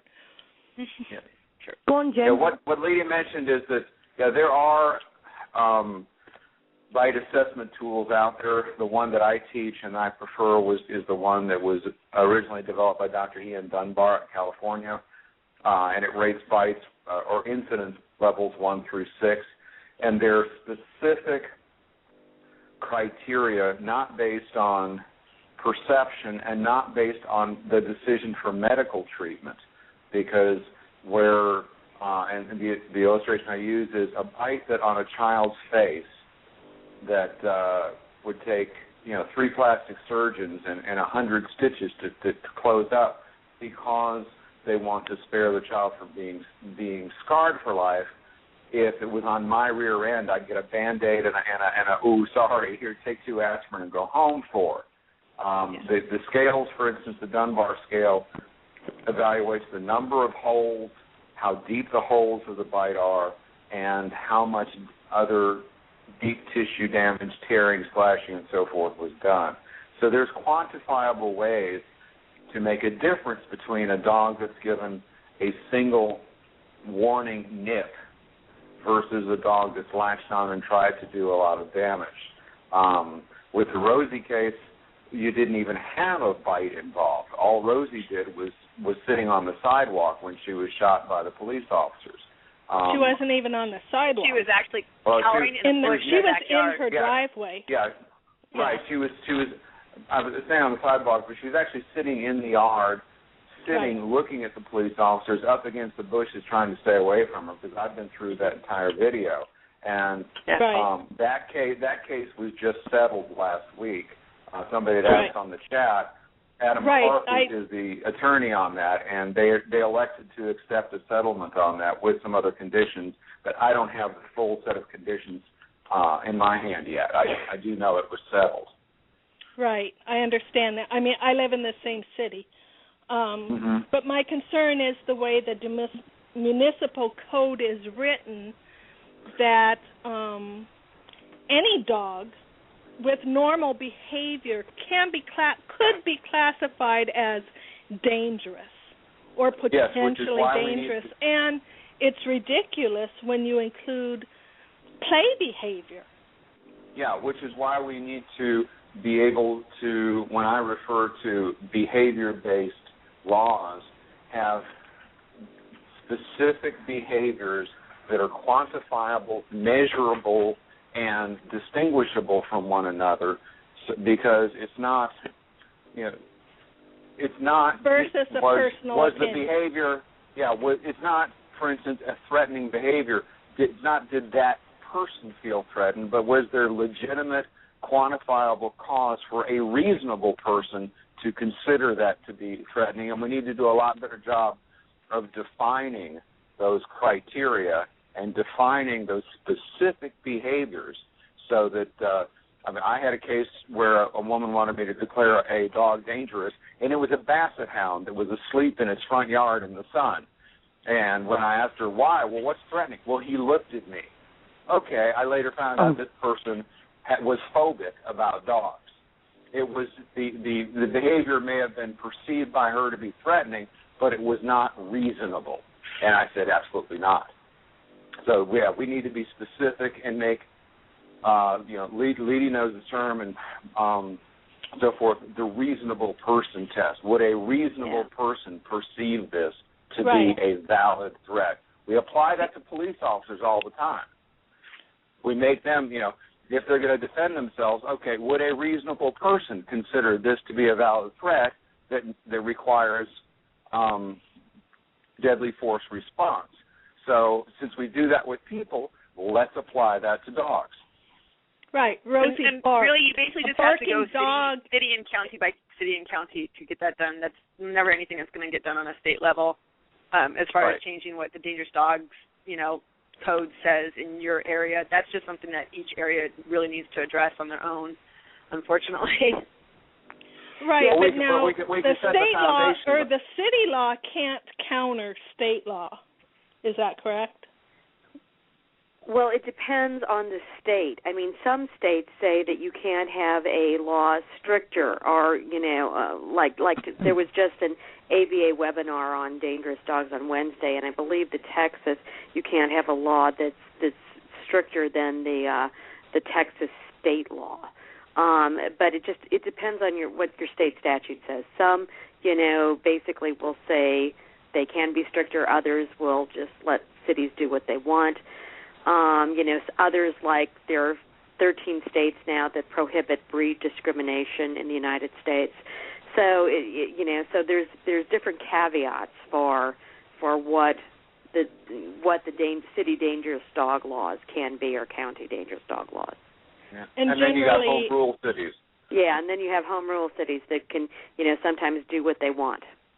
Right, but with the state of Washington, a dog declared dangerous is a dog who has bitten or caused serious injury. Mm-hmm. Mm-hmm. And Rosie was neither. Exactly. She barked. Yeah. Just mad, okay, isn't but it? Pardon? Which means Rosie would not have been legally declared dangerous, yet they still No. shot and killed her. Exactly. However, in their written reports, they referred to her continuously as dangerous and vicious, even though she had never been declared as either. And that's one of those terminology things that need to be addressed, because the dog is not dangerous until it has gone through a legal process, has been through hearings, and the people have been given the opportunity for due process. Then it is dangerous. To say it's That's dangerous pretty much in every police report we've seen. And that is that is one of the things that I specifically argued at the city council meetings, and the city council continued to defend their actions. Of course they did. Yeah. Yeah. Exactly. Well, thank you both very much. And it's fine. Thank you very much for calling into the show, and please share the links to the show for us as well, won't you? Because I will. Thank you. Thank you very much, Annie. And just to let everybody know, if you've missed the show or there's other people that can listen to the show that be interested, please share the links because they are going into the archive straight after the show so you can still listen, even listen to yourselves talking on the radio as well. Yeah, we've already shared your links a couple of times on our page. Thanks. Thank you very much. I appreciate that. Thanks very much indeed. Thanks now, again. I've got another call. Sorry, say that again? I was just saying we really appreciate you having the show. The more this gets attention across the world, the better, Absolutely. And please do me a favour, go into the chat and put your links into the chat because I'm going to put all the links into onto my blog as well after the show. So please do, share as much as you want in there. I think she's already gone. All right. Let me go to the next caller. I hate it when I'm down to time. I've got 24 minutes, and I'm like, there's so much I want to bring in, and I'm sure Kristen's got a few more things she wants to say as well yet. Robin, welcome to the show. Well, thank you. Would you want to tell everybody your involvement and then add anything you would like to the show? Sure. First, I would like to thank K9 Partners and Kristen for doing a wonderful job and getting the point of perspective of the dog out to the policeman, because dogs are living souls, and a lot of policemen don't realize that they are living souls that do think and do love and do care. And like with my police department, they don't care about the dog. Only thing they do is care about themselves. And like you were talking earlier about having the representation of them having their vest on and being the puppy thing. And dogs do perceive that as aggression of a human being. And we need to figure out a way to make the police less aggressive looking so they can handle the dog better. And a lot of situations could be stopped.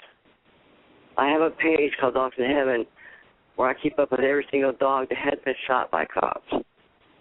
And in reference to Justice for Jake, a 10-pound Chihuahua that was shot 6 times when he was scared of the cop and was hiding under the porch. All the cop had to do is step away and let the dog come out to him. There's other ways that they can handle the situations like you all have been talking about that would be more peaceful to everybody. And yeah, you guys are definitely on the right track with it all. And I just wish that in small towns like mine, there's a way that you speak through the city council and the police department without being ignored. Because it is an uprising situation that needs to be dealt with. Thank you. Yeah. In small towns you can run for office, too. And, even if you don't win, it might scare them into doing the right thing. Well, I'm definitely running for city council next year. Next year's the next open seat. Perfect. And I'm running for city council then. Me and my roommate, we go around helping the city now, picking up unfortunate animals that have not made it and got hit by cars that no one wants to take responsibility for. The cops around here said that they will go into the backyard and drop the dogs. And I've been trying to talk to them and changing their ways of thinking that, think of it from a different perspective, think of it from the owners. There's got to be a better way. I'm trying to work with the cops here and come to a more peaceful solution for the animals. Right. Yep. Letty, this is Kim. I had a quick question for you. Because I'm dealing with county police, would I still go to city council? No, you do the county. The county, okay. The county, county board of commissioners or county council, whatever it is. Okay. Yeah, because a lot of council members like mine, they want to hear what they want to hear, and if anything else is brought about, then they will pretty much blow you off. Well, and the sheriff, if you're in Illinois, is elected too, so that's always a good thing, you know. Yeah, because yes, we can put pressure that way. Exactly. Well, yeah. What was I going to say? Now, is there anybody who wants to chuck any question to somebody else? Please don't all say yes at the same time, but obviously I'm trying to juggle all of you. We've only got a few minutes left, and I've got another caller waiting, so just want to see if we've got anything that wants to be brought out at the moment. Anybody got anything to say, ask? I have one quick question, and I don't know, I wish I could have spoken to Jennifer about it, but is it okay for me to, before I have a lawyer, Channel 7 News in Illinois has, contacted me about it. Also, I mentioned to you earlier the Examiner. I would love to talk to whoever I can to get the story out, but I also don't know if I should before speaking to a lawyer, like we had talked about, I think I spoke with Kristen about, is it okay to do that beforehand? I think as long as you're respectful, and it's always good to have pictures of your dog to get them out in the press. I think it's good. Jim, what do you think? I would defer to you on that, Liddy, because I can see good and bad on it. I would be careful as to what I said, because anything you say in the media is going to come back to either help you or haunt you later. But I would actually consider talking to the attorney before you make public statements, and maybe having your legal counsel help you craft the points that you want to hit.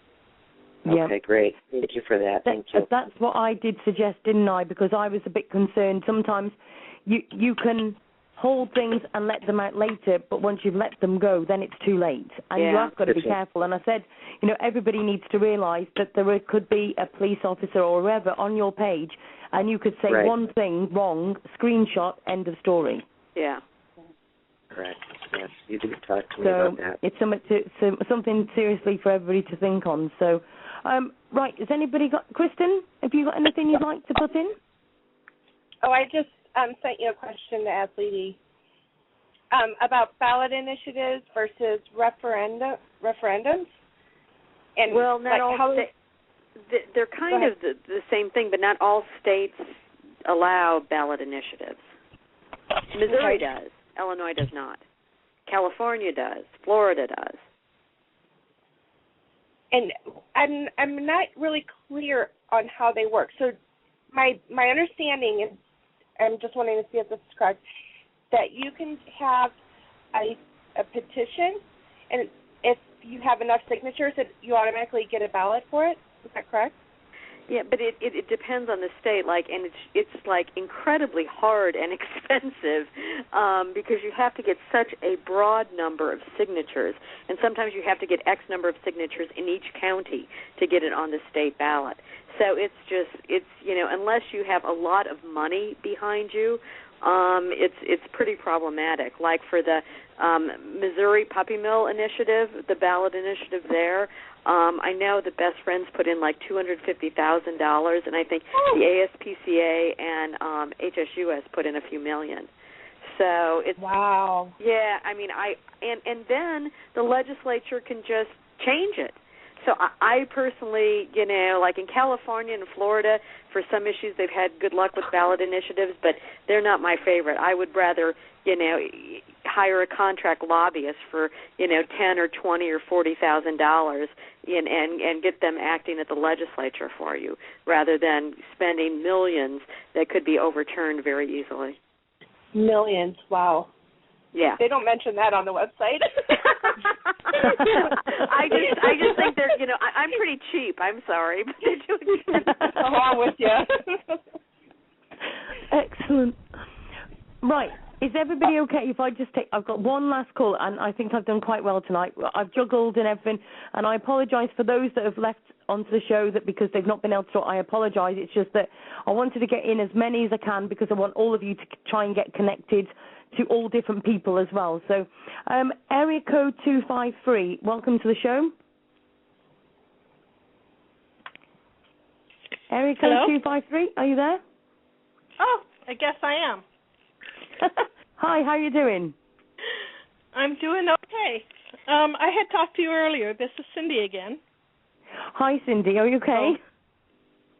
Pardon? Are you okay? Yeah. Right. I had one more question. Are you just on hold listening, or have you got something else to add? I was just on hold, I guess, listening. But I do have one more question, and that is, as far as like internal investigations, how would we go about changing the laws so that it's when you have an internal investigation and you appeal it, you're not going right back to the same chief of police who made the initial determination? You know, is there some way that you can establish a third person or an independent review board when you'd have to do that. You'd have to do that either through ordinance or through statute. And that would have to be imposed upon the police department. So that would be something going back to the city. Or you'd have to have the sheriff or chief of police agree and put in his policy that they agree to having an outside review board, which is usually not real well received. Yeah, good luck with that. And the reason I say that is because when you have Fourth Amendment violations, it's not very, it's rather prejudiced to take the complaint and appeal it to the very same person who made the initial determination. Well, and then that's why you have the court cases, too. So then your recourse is to go to court, and then you're faced with a prosecutor who works with these law enforcement agencies on a regular basis, and you're depending on them. Well, if you're going to civil court, you're not using a prosecutor. You're retaining counsel to represent you. Yeah, under 42 U.S.C. 1983, it gives you a private cause of action. Plus, it tends to be a lot easier to win civil cases than criminal cases. Yeah. Okay, but what would be a Fourth Amendment violation? You know, they seize your dog and kill it. That's Is it civil or federal? It's civil, but it's under 42 U.S.C. 1983, and you can take that in federal court or in state court. But I recommend going in federal court. I just think they understand these violations better, and I think you have a better outcome. Yeah, the precedent seemed to be cleaner there to me. Wouldn't you agree, Lady? Yeah, I think so. I really do. I've seen some course cases that have gone to state court under 1983 cases, and I think they would have won in federal court. I think it was a mistake for the attorney to take it to state court. Mm-hmm. Okay. Okay, so is that okay then, Cindy? Yes, I'm fine. Thank you. Okay, I'll just put you on hold. I'll let you carry on listening. Now, I've got 12 minutes approximately, so I'm going to try and go through everybody and give everybody their last say before we try and finish off, okay? I know this is going to be a little bit crazy, so those of you try and keep it sweet. So, Robin, do you want any last words? Yeah, as a small town person working in a small town trying to get the word out, what would be my best course of action to deal with the police to try and get them to understand? Okay. I didn't hear the end of that. What did you ask? I only heard half of that. I'm working in a small town. I'm trying to work with the police department here because we have so many issues with stray dogs and them wanting to shoot the stray dogs. And I'm trying to put them as rescuing with the dogs instead of shooting them. How would my best course to reach across to them to get them to stop from doing this? Well, I think go to your city council, call them, talk to them, come up with an alternative plan. And if they're just shooting stray dogs and they're owned by somebody, they could be sued. So I think you want to approach them from a liability standpoint too. But come with some solutions as to what they can do. Yeah, Robin, we can talk about some ideas. Yeah, one of the places you could look for some of those solutions would be with, for instance, Best Friends or No Kill Nation on the efforts to assist departments with animal control and stray problems.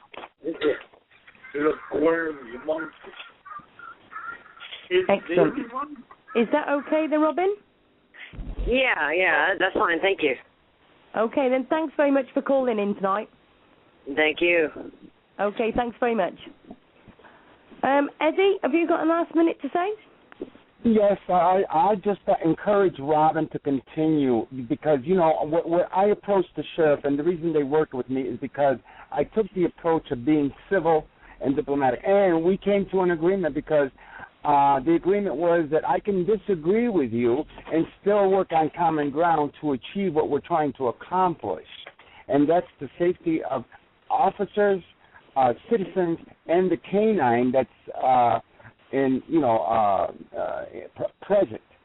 And throughout America, there's neighborhood watch groups. The police are looking for some type of partnership. That was in Leedy's Department of Justice. That was mentioned, a partnership with the community. And they're seeking, right now, our city police department, it has a Twitter town hall meeting because they want feedback from the community. They need the community to work with them because many times that's how their cases are being solved. Okay, the social media is a big boost to this, and that's why when he saw the followers that I had on social media and everything, he knew that he had to work something to address the canine issues. Basically almost every home now has a dog. I mean, statistics are probably about maybe 8 out of 10 homes, and just be persistent, civilly, making it short and sweet in trying to work a partnership with the sheriff's department to bring about a change and some safety in the community. And the only thing I can say as far as stray dogs, because we had an incident here, even though the dog had an owner, the owner didn't have him registered, so they classified the dog. Oh, by the way, the dog was shot on a pier, Lake Ontario. There was nobody on the pier, and they could have handled it better. This wasn't an aggressive dog. The dog used to like to go near the waters because they used to go deep fishing, and he happened to go right on the pier, and he was shot. But the dog appeared not to have an owner, so the city wanted to take possession completely. But finally, they gave in and gave the dog to the present owner. Excellent. Right, Eddie, I'm going to have to move on to the next call because we're trying to go through everybody before we call it night. But thank you very much, Eddie, for calling into the show. And I have shared your link into the chat, and we'll put that on the blog as well, okay? Thank you. Thanks very much, Eddie. Thank you. Annie, have you got a few final words to say? I just would like to really thank the people who are bringing this to a legal standpoint, because I really think that that's where we need to hit them, basically lawsuits or what they listen to. So thank you, Eddie, and all the people who are working on this from a legal standpoint, because that's really our strong suit. Just having the awareness isn't going to be enough. We really need to get them to change laws and change policies. Exactly. Well, thank you very much for calling into the show, and thank you for sharing the show links as well. And please keep in touch with us, won't you? I'd love to. Thank you very much. Okay, thanks, Annie. Thanks for calling in. Bye-bye. Sure. Bye-bye. Right. Kim, is there any final words you'd like to say? I would just like to say that you are an amazing lady. Thank you so much for putting me on, letting me tell the story about Nordy. And I wanted to agree with you when you said Kristen is an angel. She did absolutely what you said. She took her number and she called me and, gave me some great information and great leads to follow. So I just want to thank you both so much from the bottom of my heart. And listening to the show, I learned quite a bit, and it's been an honor being on to listen to you. So thank you both. Thank you to all the experts as well. Kim, please keep in touch with both of us. Thank you. Go on, Kristen. You were going to say? I did just want to, explain a little bit more about, what I've been doing because, when I keep track of everyone, everyone's contact information and, all of the stories of dogs shot by police and, lawyers and things like that. We've been trying to track cases and attorneys who have experience trying these sort of cases. So I'll give them the list of lawyers that we have for their areas, and also try to put everyone in contact with each other in their areas. So if you're going to court, these people can come and show up, as some support. It's pretty intimidating when you show up in a courtroom and one side is filled with cops and it's just you and your lawyer standing there. It's nice to just have that support and just trying to get everyone to work together and support each other. But really, I really just direct people to someone else. Talk to Jim Crosby if, something needs to be done there, consult with him or whatnot. But I pretty much just network everyone to talk to the right people, and that's pretty much what I've been doing. So it's not like I'm offering people legal advice or anything like that when they call me. I just want to make that clear. I'm just going to say that I think everybody will agree that Kristen has been a hub of help, and I'm sorry, Kristen, you're going to hate me for this, but she is an angel. She has helped so many people and put herself behind everybody else to try and help. But I know Kristen also needs a lot of help with different things that she's doing. So if anybody's got any spare time, and I know everybody's going to say they're busy, but Kristen's very busy, but she still makes time. So everybody, it doesn't matter even if you can only spare 5 minutes of a day, just please get in touch with Kristen or myself or whoever, and let's see if we can help each other. It's all about bringing people together, and this is exactly what the show has done tonight. And I've got to say, before I carry on and let the others have a very quick second, I've got to say thank you very much to everybody who has joined tonight and made it absolute fantastic. We've joined so many people and helped so many people, and that's what the Ask Sue show is all about. And so thank you, Kristen, because you've been an absolute angel to help me with my show. You've helped so many people, and I hope that this is helping you as well. Yeah, it's been great. And excellent. Thank you. Right, so Kim, thank you very much for calling into the show, and please keep in touch with us both as well, won't you? Yes, I sure will. Thank you guys both very much. Have a great evening. Yes, and or you morning, look after yourself. Say, Sue. Thank you very much. Keep in touch. Bye-bye. Okay, bye-bye.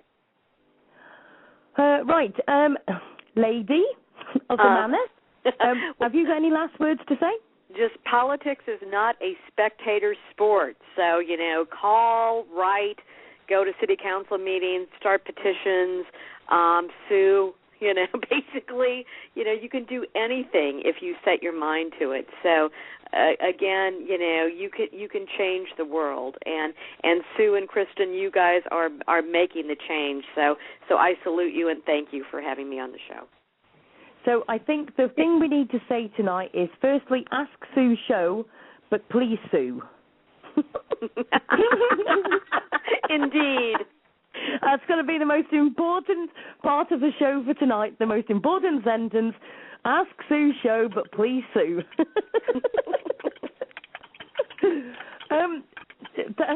Lady, I'm going to keep calling you Lady because you are to me now like Kristen's my angel. Thank you very much for joining us on the show. It's been an absolute pleasure to have the show, and you're welcome anytime. Open door for you anytime you like. Bless you. Thank you so much, Sue. Thank you very much, and please have a good night, and I'll speak to you very soon. Okay, bye. Thank you. Bye-bye. Lady. Bless her. Of course, the other master of the house, Jim, thank you very much for joining us. Have you got any last words you'd like to say? Thanks again for having me as always, and and I've seen it on several places. Remember, if you're involved in an incident, we always look for someone to change the situation. Well, you are someone, so get up and do something about it. Don't just sit there and whine about it. There are those of us out there like Sue and Kristen and Leedy and a raft of the others of us who will do everything we can to help you. All you have to do is ask. There's not enough of us to track you all down, but if you contact us, if we can't individually help you, we know somebody who can. So, Definitely. So other than that, well, thanks you very for much, having Jim. me again. Thank you very much for joining us. It's been our absolute pleasure. Thank you so, so much. Anytime. Good night. Okay, good night. Well, Kristen, we're down to 23 seconds. I want to thank you very much for co-hosting with me tonight. It's been an absolute pleasure as usual. Thank you so, so much. Anytime. Thank you. Okay, I'll speak to you very soon, okay? Okay, good night. And I'd like to say very quickly, thank you very much to everybody. And I'm going to the chat room now to share some links. And thank you very much for joining the Ask Sue show. Good night.